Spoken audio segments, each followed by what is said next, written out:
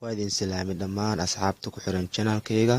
Salaan kadib waxaan qaadan doonaa casharada imtixaanaha oo qaadan doona sidee loo xidhaa shaashada kombiyuutarkaaga.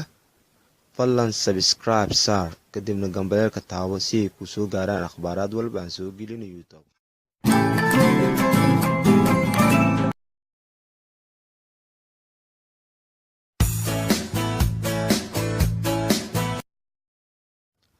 How to lock screen in Windows 7. Haddaba sida loo xidho shaashada kombiyuutarkaaga.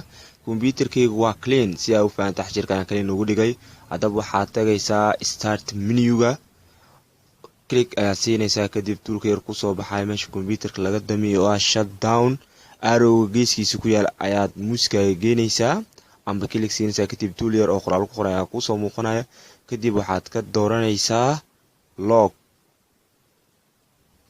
Markii aad lock doorato kadib waxa ku soo baxaya text box yar oo ku qoran password. Waxaad gelin doontaa password-ka aad ugu talagashay kombiyuutarka inaad ku xirato. Waa cashir aad muhiim u ah. Haddii kombiyuutarka lagugu dhibi jiray amba markaad ka tagto lagugu dawmari jiray la isticmaali jiray dib dambe looma isticmaali doono dad ku xiratid logani. Hadda kombiyuutarka saacad kadib sidaan ayuu noqonayaa. Adiga mooyee qof kale oo furi karana ma jiro.